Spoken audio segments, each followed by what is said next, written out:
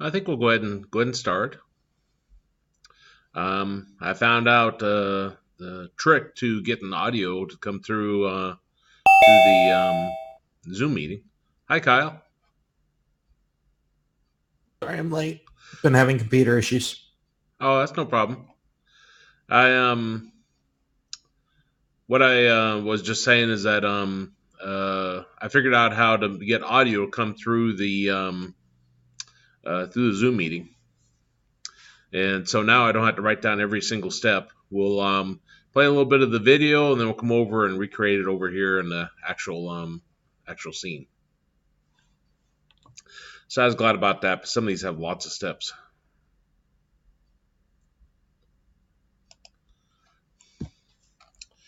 And this is still on navigation. And they got kind of training videos out here in Unity. Some of the easier topics we looked at, we could just kind of wing it, but there's quite a bit involved with some of these techniques. And so we're going through here. We did the basics last time, and we're going to look at making it dynamic. And I think we'll probably get the animated character today.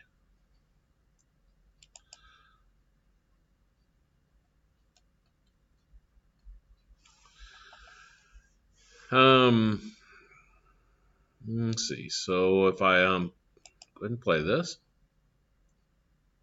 In the previous video, we learned how to set up simple path Can you hear that? Yep, I can hear that. Oh, fantastic! I was hoping that I'd figured it out. finding in Unity. In this video, we'll go over how we can make our nav mesh dynamic so that it will It's update to horribly changes choppy, but I can hear in it. game. We'll use the obstacle Yeah, it is kind of choppy, isn't it? That's interesting. Back in my office, it was just fine. But I know it enough to where if we don't hear it quite right, I know what to do. component to easily make moving objects part of our nav mesh. We'll also have a look at generating a nav mesh at runtime in the case that you don't know the layout of your level beforehand. Also, this video is sponsored by Unity. So let's jump right into it. So here's an even more stripped down scene than the previous video. Okay, so what they're talking about there is under the assets, you have your you have your different scenes, and this is moving on to example 2. And so how you just load up a different scene is you just double click it, and that'll load it up there. And this is what it's talking about. This is a stripped down version of that.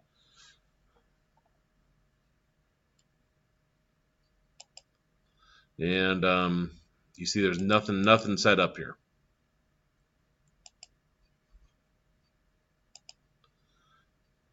We do have obstacles here, which we're going to refer to. And of course our ground. And then we've got our nav mesh here.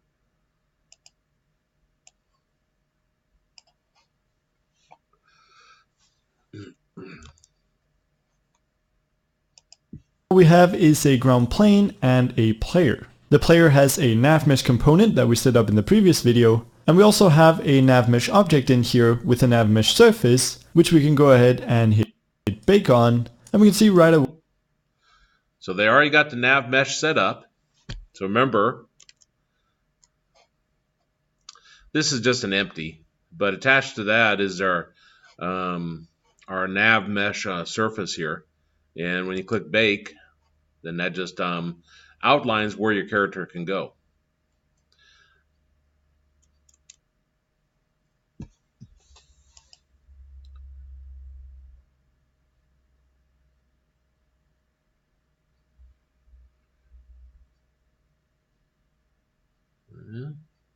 Maybe I'll show this. The way that it bakes a nav mesh on our ground. As always, you can use the link in the description if you want to get the example scenes as well as the nav mesh components. The scene that I'm using here is example 2. So before we start diving into obstacles and changing the nav mesh in real time, there's another feature that I want to show you. It's called volume modifiers. If we go ahead and right click on a nav mesh and hit create empty, we can now add a component here, and I'm going to search for NavMesh modifier, and I'm going to select the NavMesh modifier volume. What we're doing is before we would attach it like to a mesh, and here we're creating an empty. And so if I right click here and I choose create empty,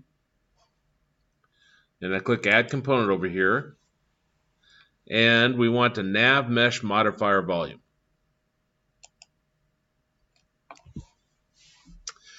Now this by default comes up with a certain size, and you could change that if you want right here.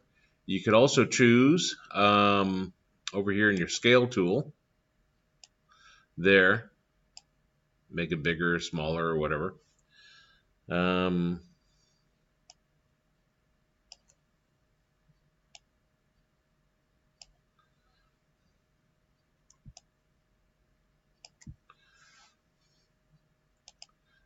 that's right underneath the this game object here, this empty, is right underneath the other nav mesh.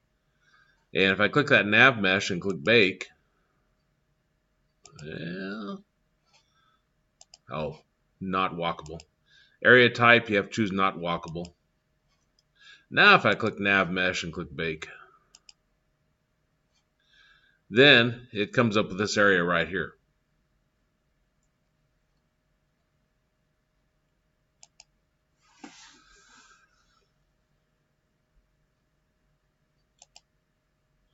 You don't see it anywhere here, but right here in the middle is that area.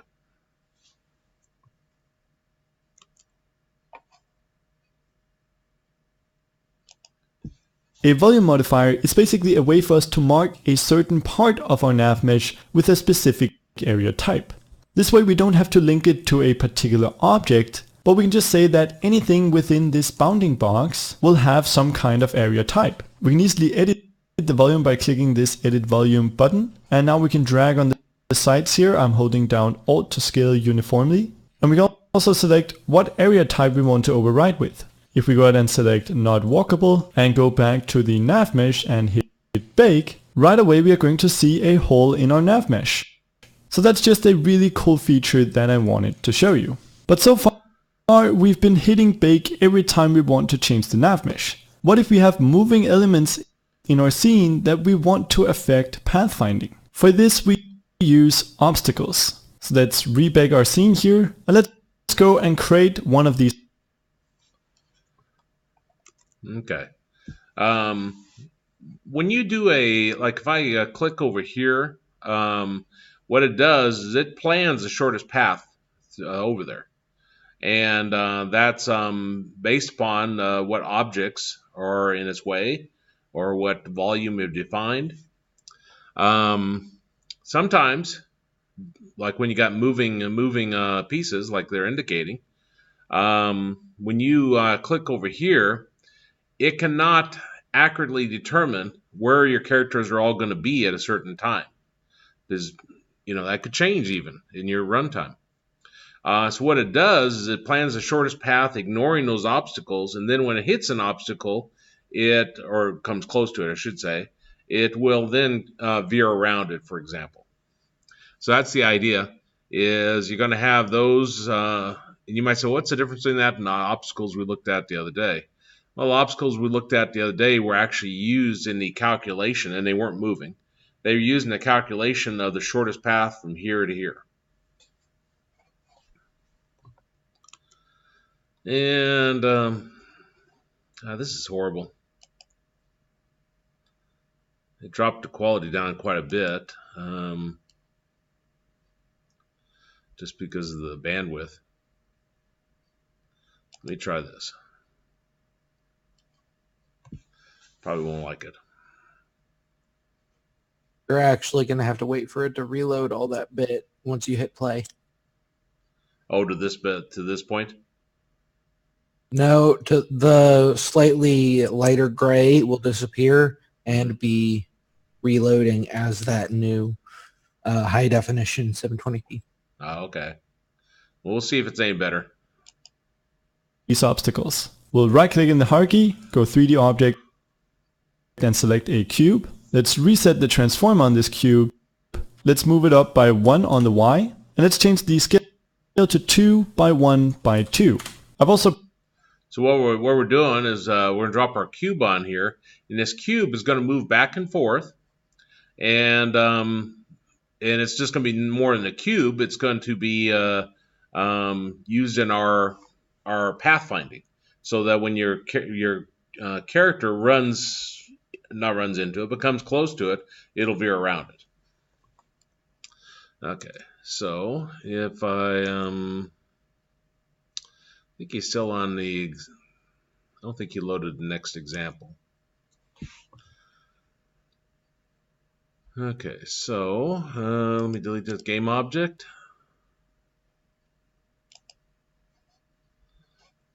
I watched over and over in that video, and I did not see him to actually delete that game object when he did that.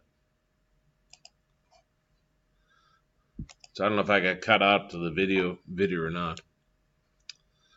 Okay. So then I'm going to drop on a game object, 3D object, cube. And 0, 1, 0. Okay. So I'm going to right click on the transform and reset it. 0, 1, 0 and 2, 1, 2. The settings they tell us to use. And he's also got materials, looks like. We prepared a material that we can use under materials, and I'm going to drag this in. I'm then going to rename our cube. Let's drag that materials in. So over here in example 2 under materials, I think this color is what they're talking about. You can click this and drag it up there and change the color of that. Or you can drag it over here. You could also click and add, I think, and do it that way.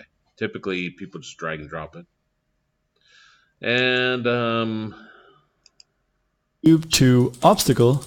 And as expected, if we select our nav mesh, it's going to completely ignore our obstacle. To change this, we'll go.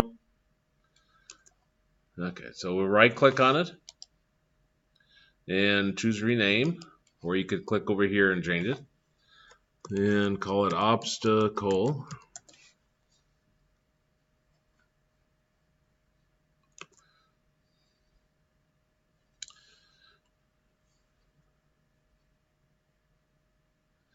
And then they select nav mesh, and you see our blues everywhere. That's what indicating Our nav mesh, it's going to completely ignore our obstacle. To change this, we'll go and select our obstacle, hit add component, and this time we want to add the nav mesh obstacle component.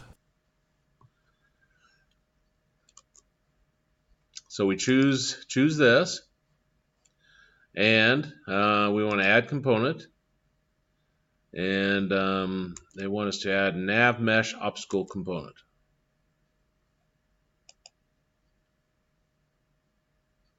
Which is right here.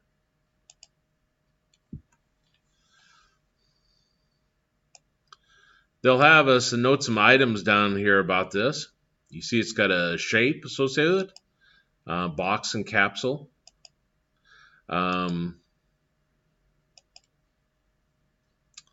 think box is what they're wanting because it's a cube.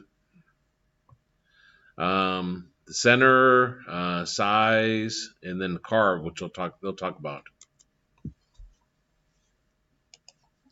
If we open this up, we have a few different settings. The first one is the shape. Here we can select between a box and a capsule. In our case, we're using a box. We can then change the center and size of our obstacle, but I'm just going to leave all of those as is. And now if we go and I don't know if you noticed that when he changed that.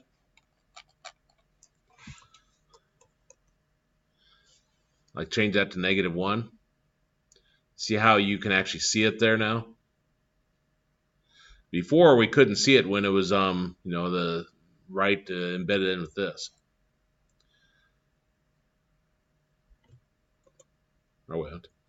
Let's try this one. If I choose the right one. But you can see it there then.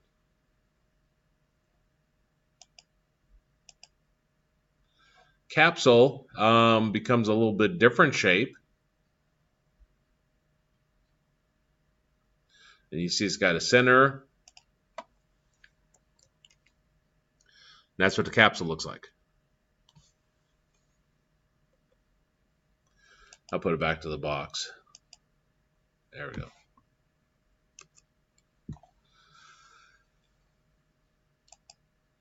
Select our nav mesh, we can see that for some reason it's still not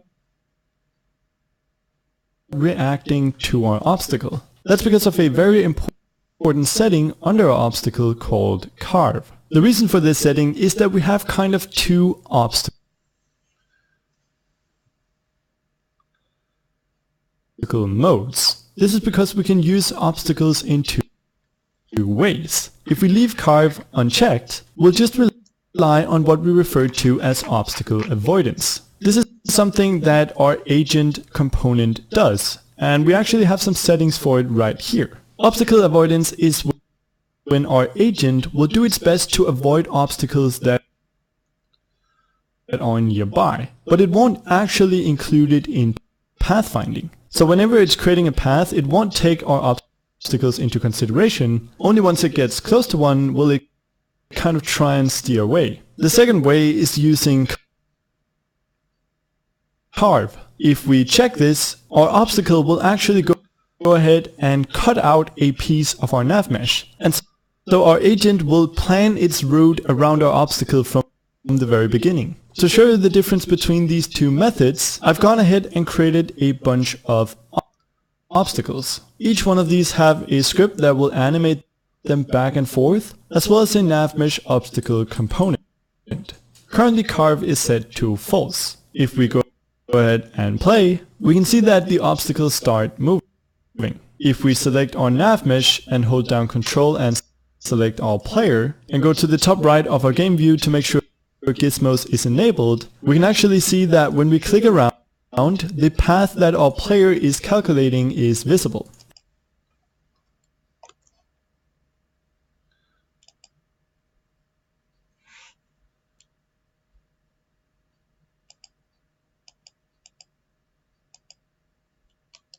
I'm getting my player to even move right now. Oh, I didn't bake it. Okay. Let's try that again. No, I did bake it. It's not colliding with itself.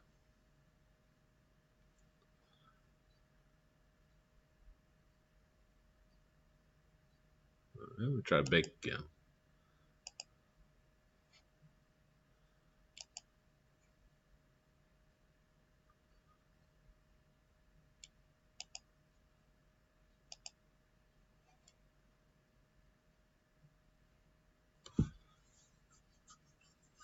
Did you set up that whenever you click is where it moves? Well, I thought Or it was was- set up by default because when I clicked it earlier, it moved. That's bizarre.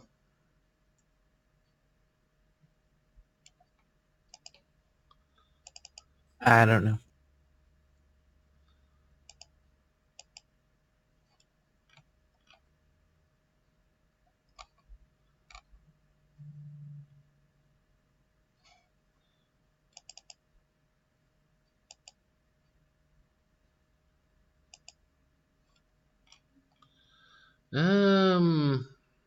Well, maybe it isn't.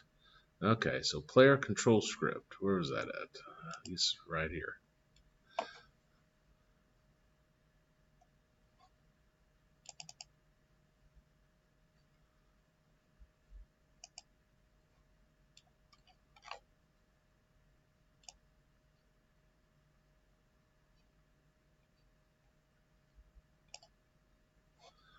Let's try that.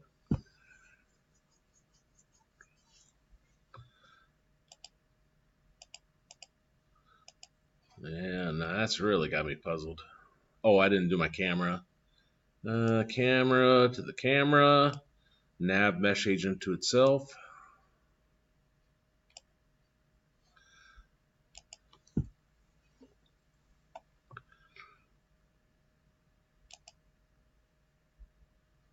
Huh, maybe I did do that. Like I say, there's so many steps in some of these.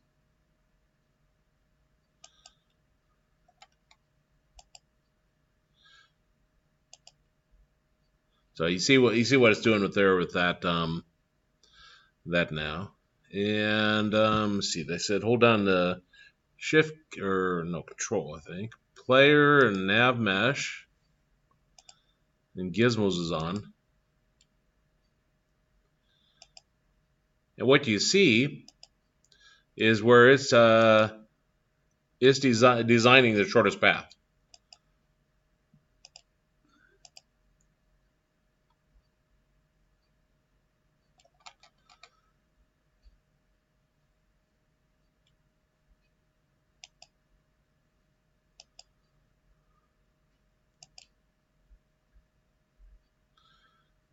Do you notice how it's when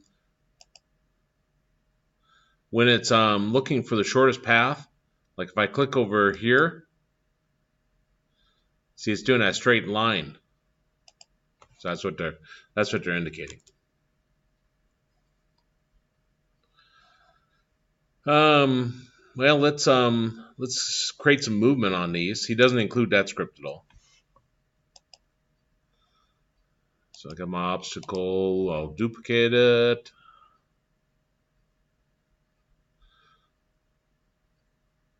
Maybe I ought to move it first. Okay. So I'll click Add Component, and oops. Let me do Control Z. I'm not even sure what I chose. There. Add Component. And I guess just nav mesh surface new script.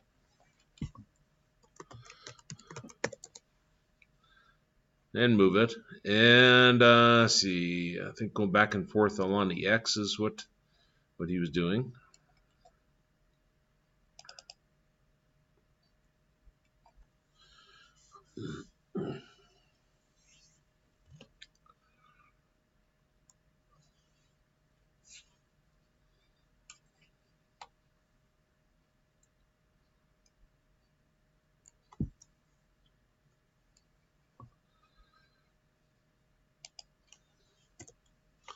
And I won't put much into this, just have it go back and forth. So vector,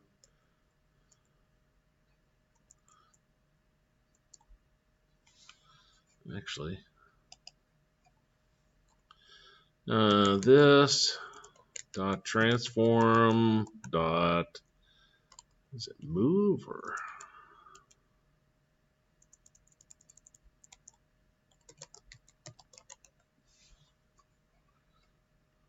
Translate.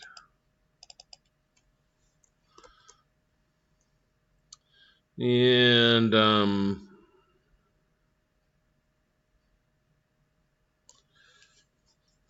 course, then I gotta figure out how to move it back. So I still need to get my vector 3, I think.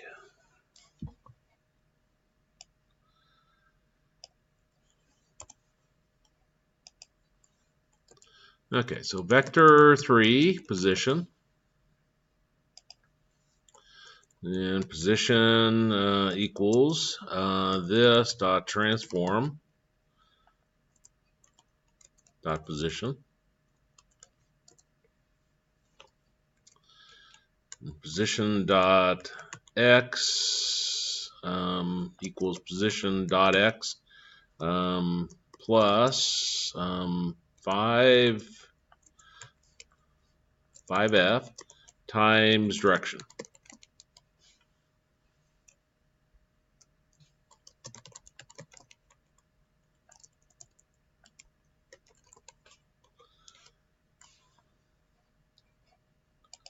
And up here, I'll declare direction. I don't know which way I need to go for first, but equals 1. And if position.x is greater than 10,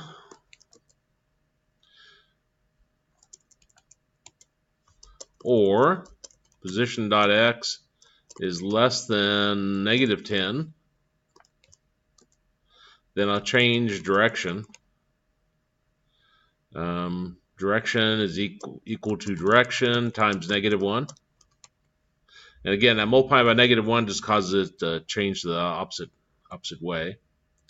And then I'll say this dot transform dot position is equal to position. I'm just guessing on numbers there.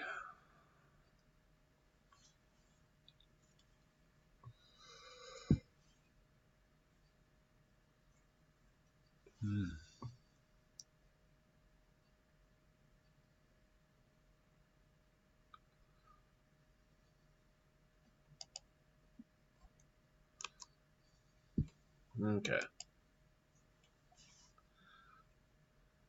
Could have looked at my character as a guess and saw how far it was here, but it's a little fast. It would help if I didn't include it, if I included in the delta time, but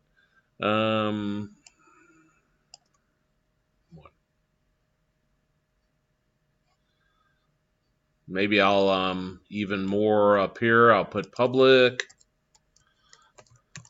int or public float speed, so I don't have to keep coming over here and doing this. And then I'll say speed here. A lot of videos I watch, they don't actually have to attach to Unity. It goes ahead and sends the code over pretty fast. I'm not sure why. Mine either doesn't or has such a delay that it seems like it'll never go over. Okay, so now our script has 1 here, or that, so I'll put a 1 there.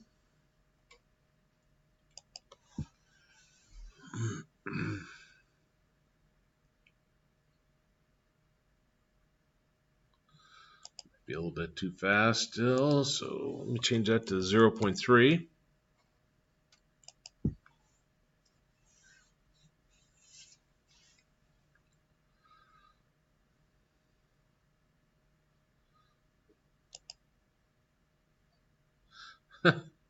I don't know if you noticed there,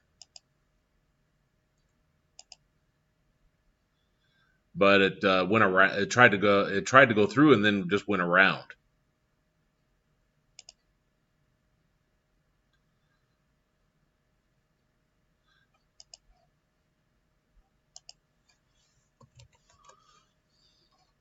Try it again.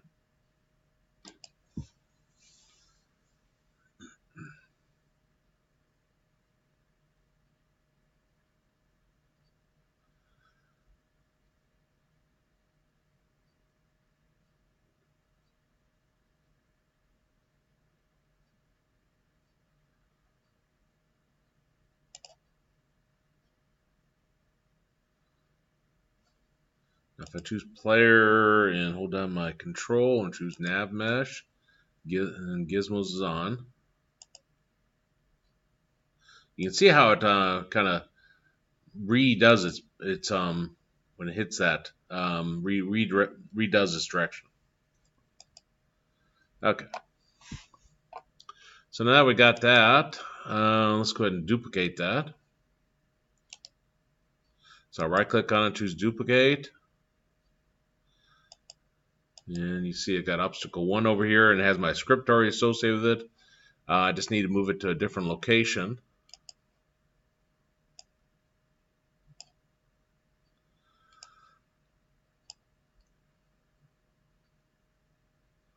And duplicate it again.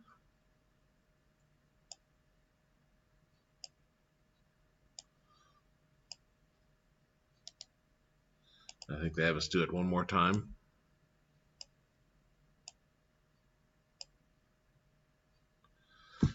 I think I grabbed the wrong one there. Yeah.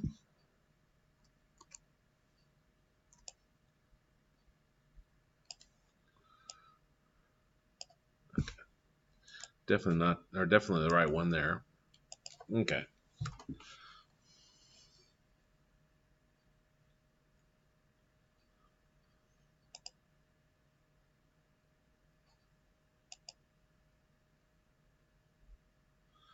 See how it encountered that and then went around? So again, these cannot be baked up front because they're moving. So that's what the nav mesh obstacle does. Now I noticed that it's got the shaped box and got these centers and size and so forth. Okay, so now let's change it to carve.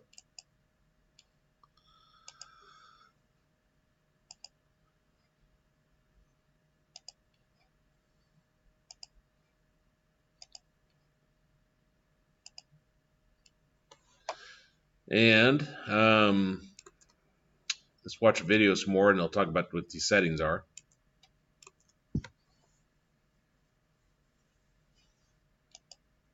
And because the obstacles aren't set to carve, we can see that our agent won't actually calculate a path to try and avoid them. It will only kind of try and move out the way once it gets close. If we select our player, we actually have... Because remember, it wasn't doing it very smartly. It was actually looking like it was hitting it and then going around. So they're talking about an intelligent way of going around the shape.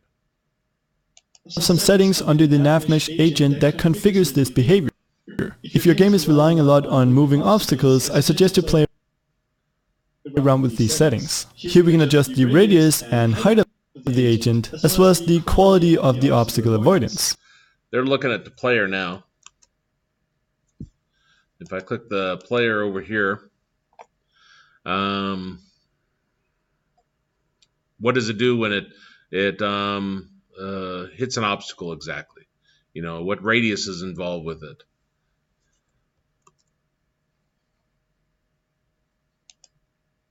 We can see that by increasing the radius, our agent will now take a greater path around the obstacles. But of course, there is another way. So they changed this to 0.77, I believe.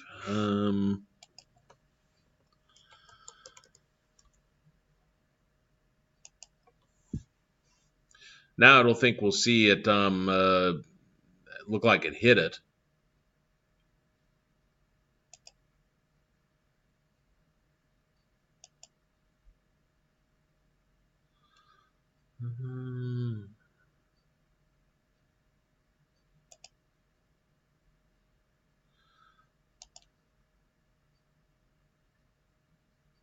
Do you see how it's going not just like right up against it?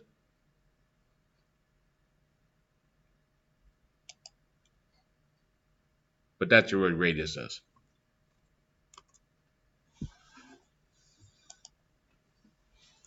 Let's select all of the obstacles and enable carve. We'll also make sure to disable carve only stationary.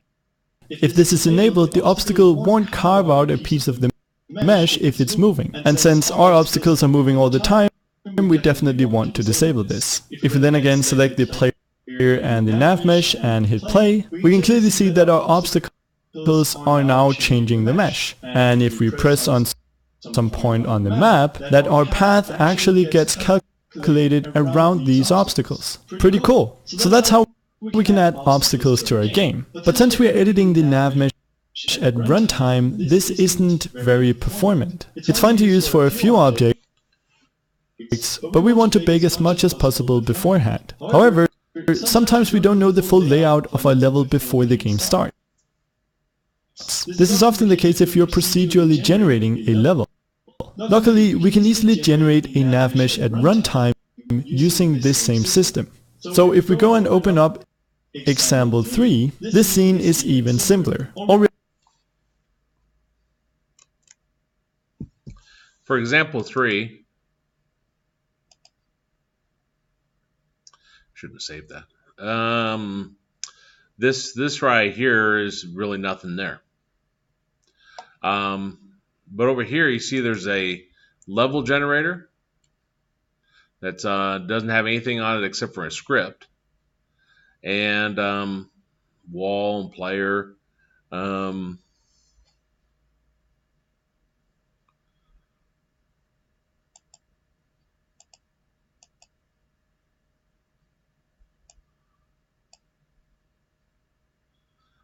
I think the wall comes from the material, but I'm not for sure about that. We'll see here in just a minute. So let's go look at the script. Nope, I was wrong. Wall looks like it's right here. So that's just looks like just a prefab, a mesh. And the player is that again.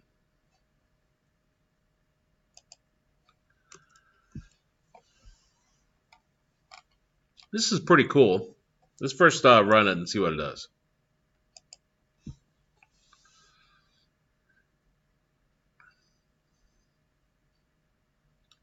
So it creates a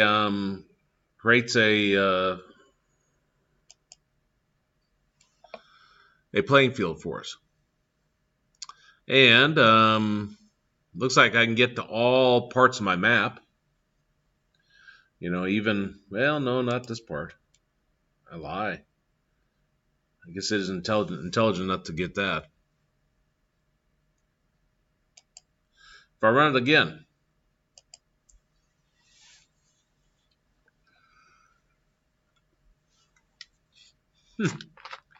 character's trapped inside. So it gives us that. Now let's take a look at the code behind that.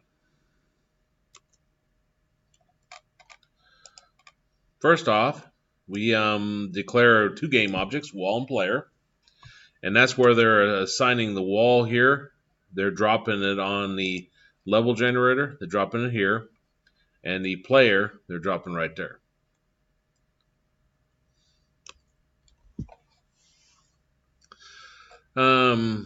Width and height, player spawns false. Comes down here to void start, which runs one method, generate level. Comes down here to generate level, and we're looping over the grid. You see width is hard-coded as 10.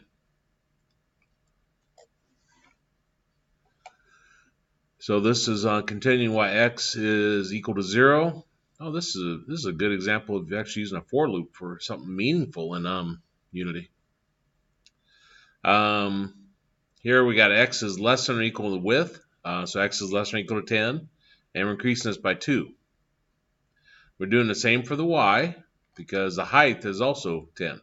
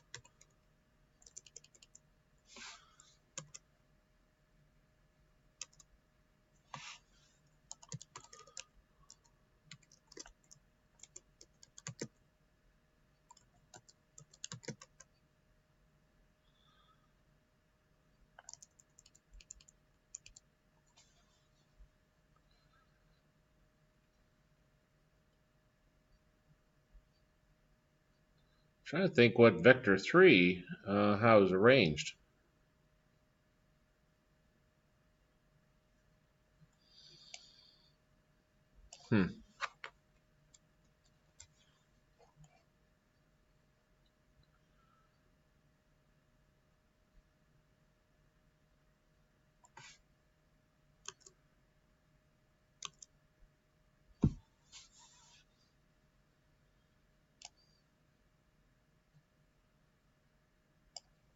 Let me do a new vector.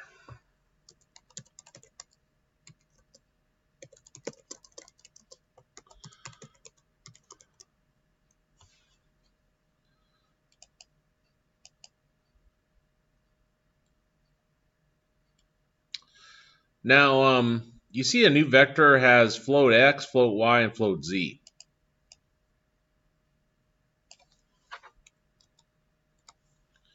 So the y is actually right here.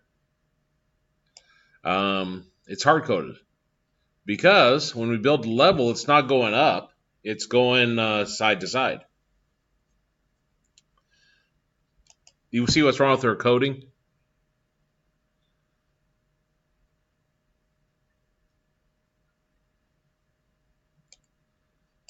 This is not really y. That's like our z.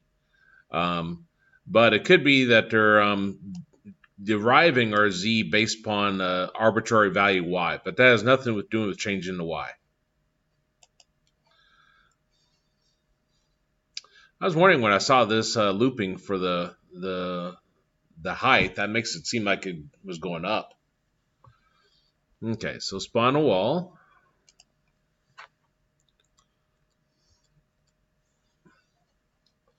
Okay, so we got vector 3, position, new vector 3, and then they got this calculation. Now this is based upon a random value of whether you should place a wall there or not. So we got 0.7.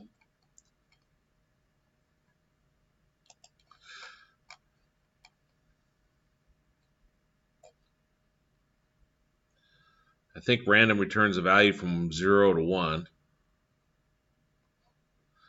So let me change that to 0.1 and attach that to Unity.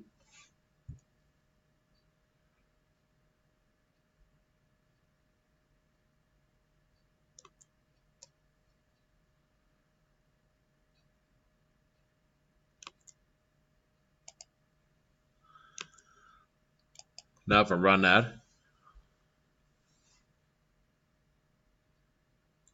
you see it's about the entire area.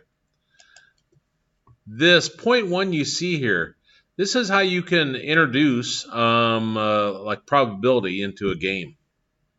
When you bring in the random values, then you can randomly, more or less, have things happen. To have it greater than 0.7, since it goes from 0, and I think it includes 1, but since it goes from 0 and then includes 1, when I say greater than 0.7, well, you might think, well, that's 0.8, 0.9, that's 1, but there's decimals in there too. But basically that counts to maybe a third of the numbers. So when you put that there, then that accounts for approximately a third of your space being taken up by walls.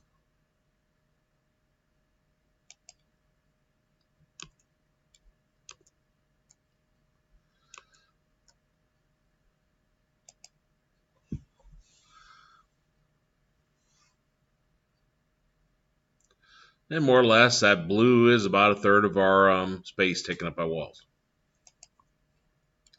You see this in other games where you're getting a random value, and again, you're checking to see if it's greater than a value or less than a value. And if it is, then you're causing some occurrence to happen. Like maybe you have if you remember the Space Invaders, every once in a while that moving ship would come across the top of the screen. And how it's done randomly. You can't set your watch and say, okay, in 2 more minutes it's going to go across the screen.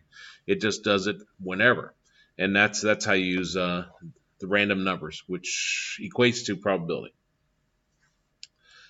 Okay, so then down here, after I create my new vector 3, which just basically relates my position. And I have no clue why they chose these values.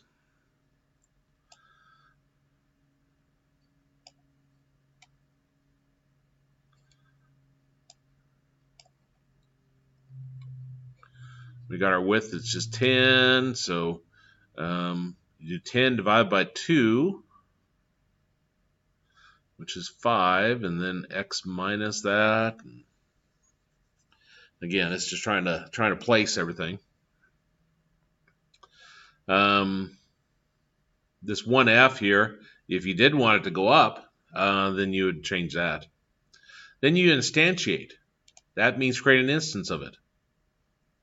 So we're creating an instance of the wall. Remember, the wall is a game object we're bringing in. And based upon the position, and then these are relating to our transform.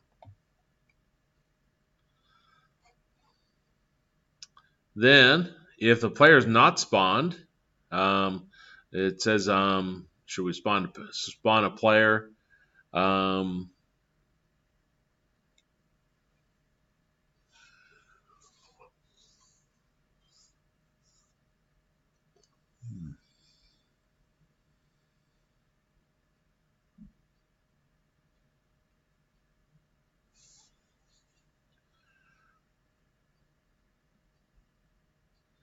That's probably about the best way I can think of doing that.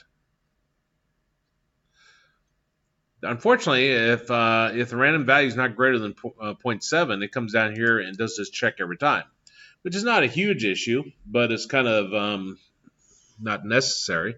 But this, by putting it within the if else statement here, it randomly puts your character on the screen. So you'll be at different positions. And that's what their goal is. And then this code's pretty much the same, with a little bit of adjustment for height and so forth. And then they set player spawned is equal to true, which then causes this to not run anymore. So it won't put 100 characters on your screen. If I did not have the player spawned here,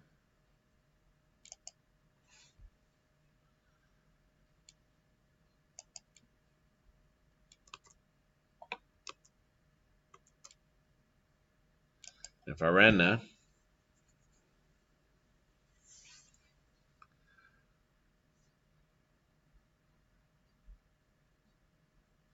I think I ran it. No, didn't. Let me see, we got a lot of different characters.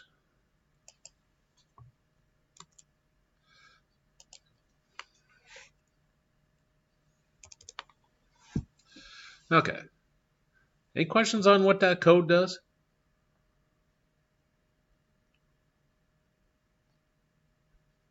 No. Okay.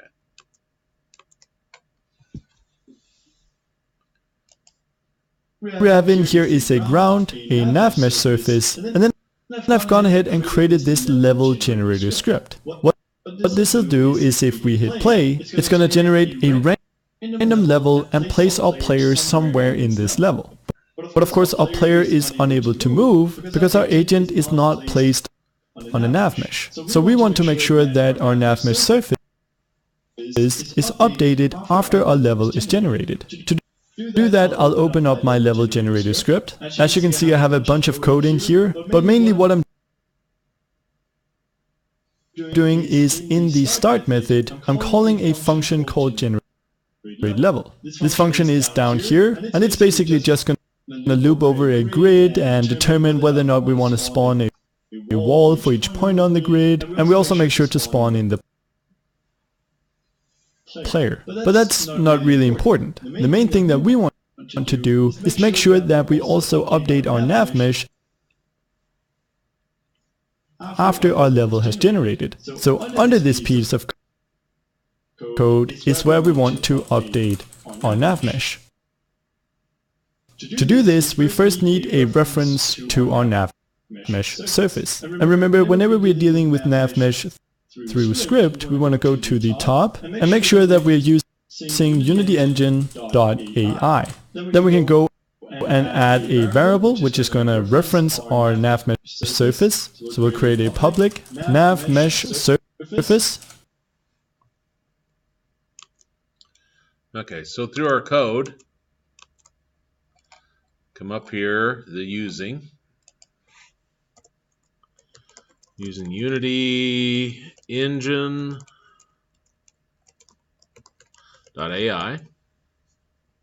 Just like we had this public game object here, we want a public nav mesh. I think surface is what he was getting ready to say, and I don't know what he calls it. Call it surface.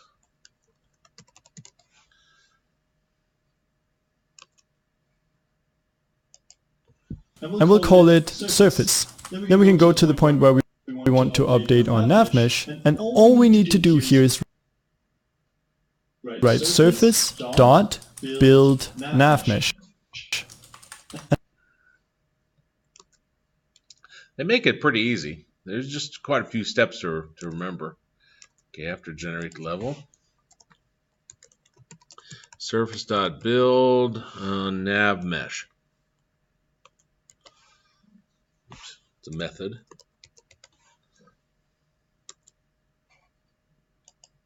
And that's it. This is the only function that we need to call in order for the surface to go ahead and rebuild. If we save this, go into Unity, and make sure to drag in our nav mesh surface in the new surface field, we then go. Okay, so going to attach that to Unity, get that sent over.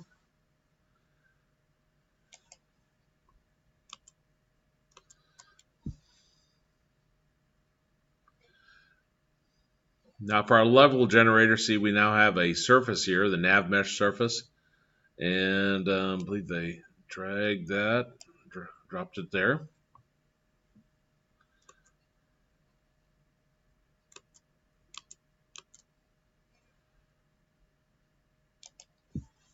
To our nav mesh and just hit bake right now. So now it's just an empty nav mesh, and if we then hit play, we can see that the nav mesh perfectly fits our level.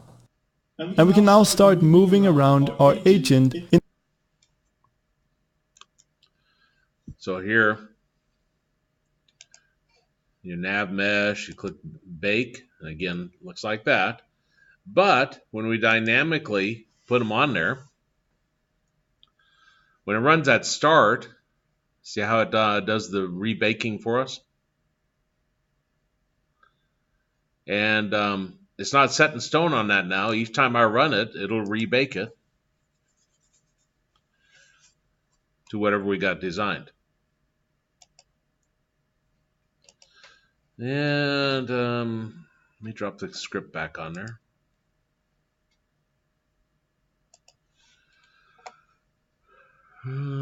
Player controller, yeah.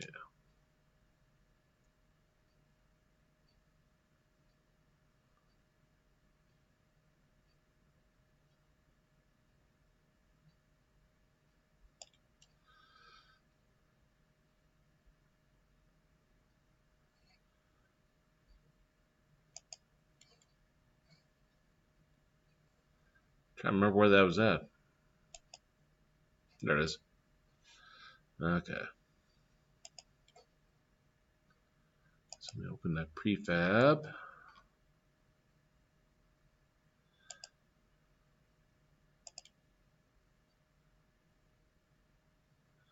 I don't want that. Let's see, nav mesh controller.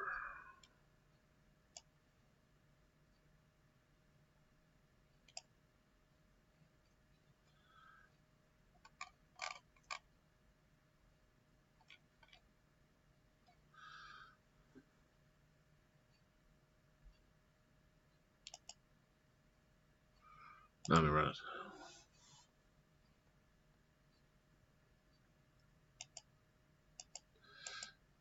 Well,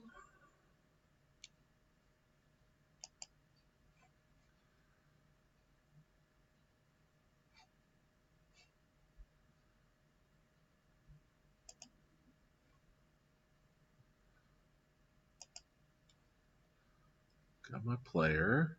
Open the prefab. Got my player controller. Oh, I don't have that camera.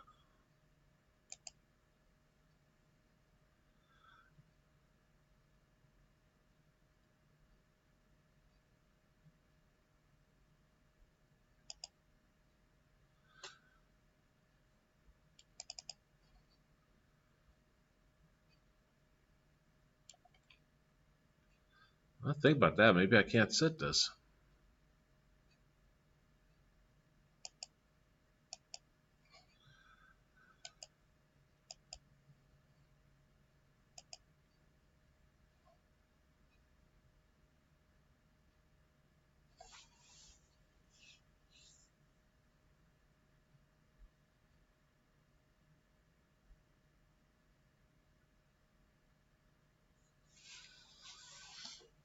I don't think he covered this in the video, did he? Because it's I don't think so. Yeah, it's a prefab, so it doesn't have this automatically. It doesn't have something I can drop it on here directly. If I drop the script here, I wonder if I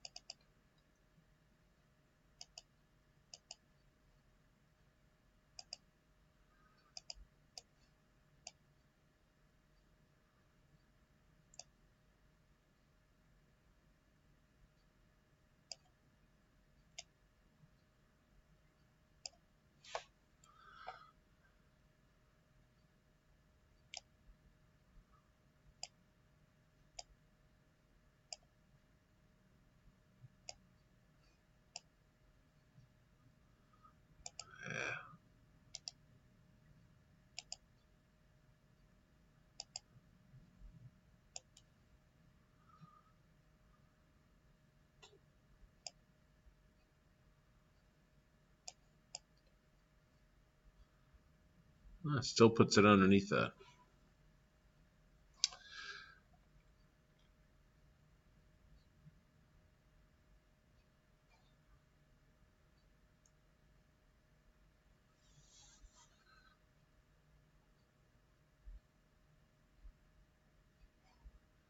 Well, I don't know about that one.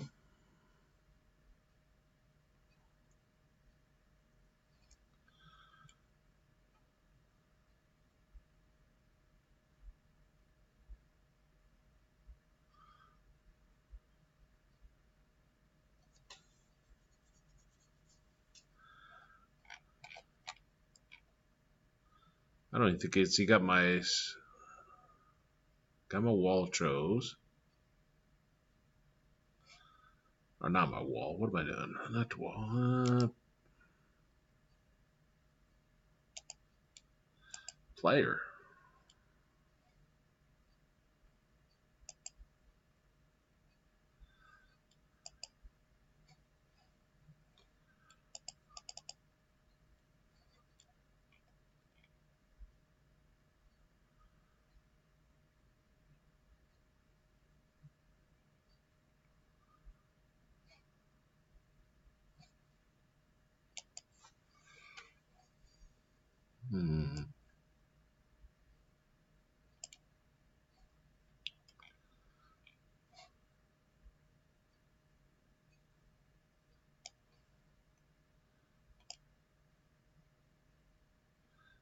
Agent.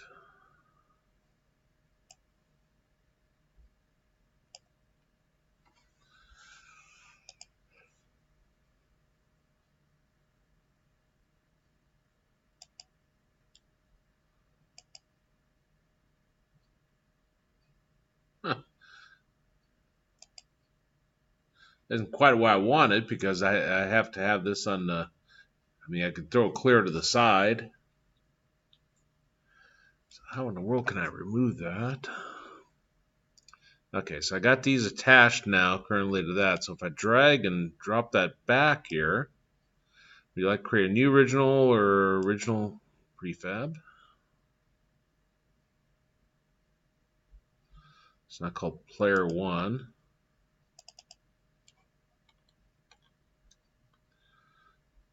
But it doesn't retain those settings.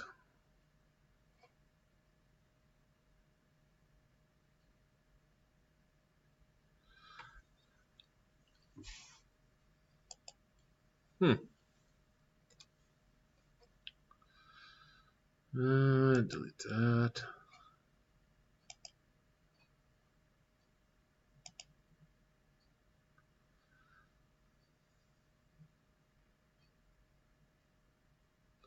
What you can do on that, the idea of the of these options is when you put a wall here, player here, nav mesh, is you can very easily drag and drop it, and it makes your life easier. Any of these items, though, you can do a find on it. So in my code, But I don't see where he did this. So that's a little bit throwing me off. Through my code over here, I can do a find on the game object. So like for the public game object wall right here, see if I can remember the syntax.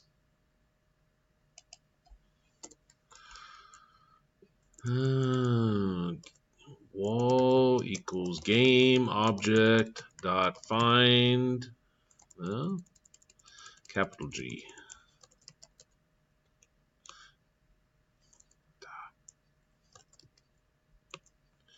dot find. If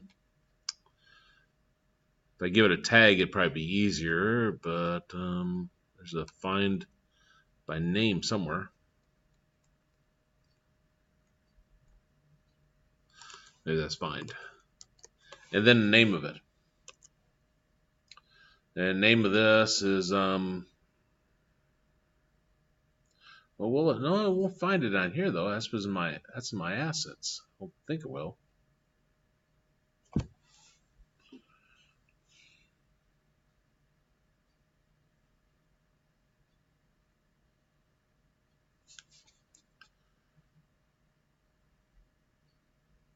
Well, let's try it.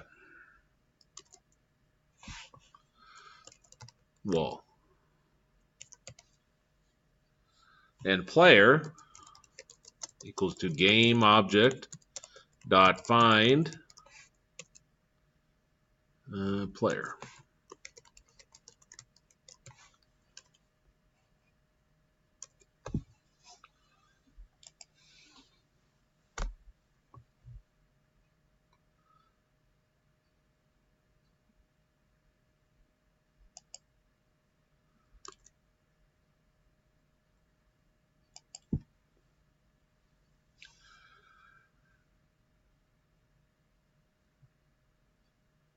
Interesting. Didn't find my wall, did it? If I drag my wall over here to the side, I'm assuming it'll find it now.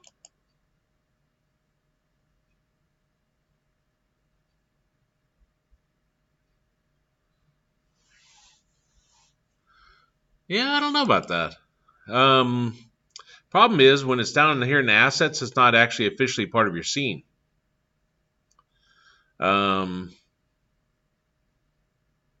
When you instantiate, when you create this here, it does not matter that it's not part of your scene. So it can grab that just fine, assuming that connection has been made between the two.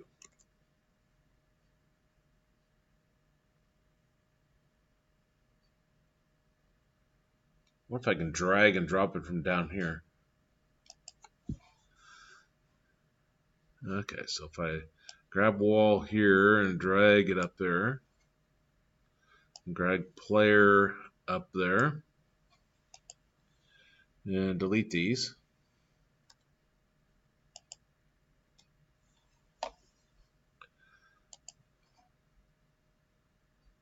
Wall player.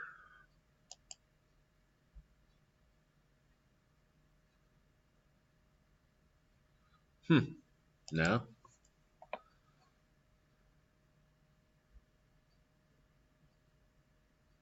I'll have to look at his video again. I don't see how you can do that, but he must have something on it.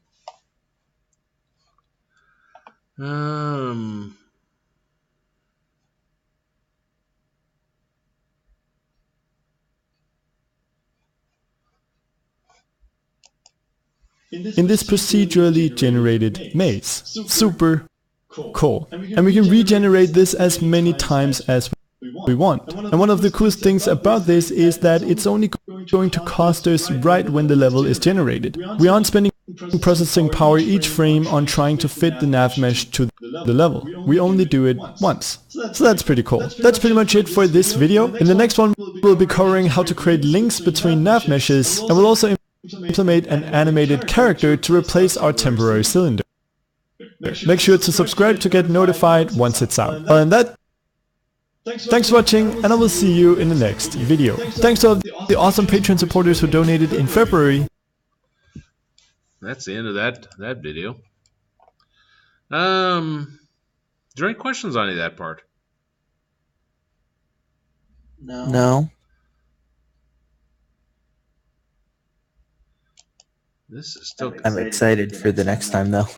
Yeah, creating that link is really easy. We might have time to actually do that. The animating the character is actually pretty easy too, but it's outrageous how much it would do if you were doing it from scratch. Last time we did this, when I asked you if you could set how far the thing could go, Civilization, like Civ 5 and stuff, they already have that, and they use a similar implementation of this. Oh, they do? Yes. I thought that was kind of cool. You know, I suppose because they got city builders, they got you know, the terrain builders, they got all kinds of builders. I suppose you could have a setup so that you can keep on building onto your world. Is that what you mean? Is it just keeps on going? More like how the units move and the nav mesh and stuff. Oh, okay. Because they have a set number of tiles they can move, and then they follow the shortest route. Oh, okay. That and the procedural generation is also rather similar. Okay. Yeah, because it seems like some of those worlds just unreal how far out they go. But some of these scripts that they've written will automatically generate those. Now, just to give you kind of a preview, assuming that it isn't lagging too much. Now I'm gonna I can record this and save it as a video on my computer, and we won't have this problem next time. I didn't figure that the bandwidth would be causing problems. In the previous video, we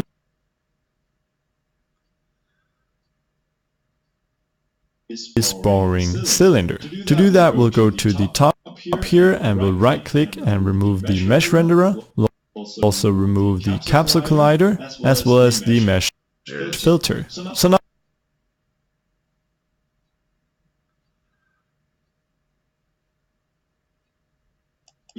depending on the situation. So pretty much all we need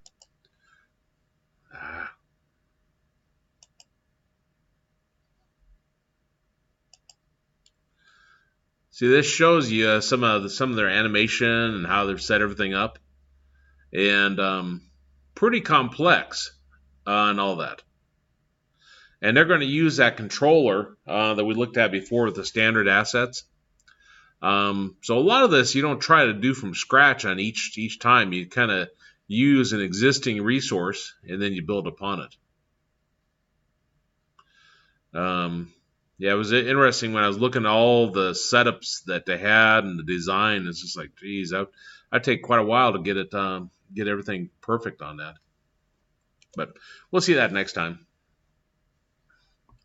And then next week, like I say, won't be having class on Tuesday. And that's kind of where I was headed with why I started this tutorial. To give us a good foundation, and then I could assign some of these other items on here. So, but we'll go ahead and stop there because we really don't have time to get into part 3 of that.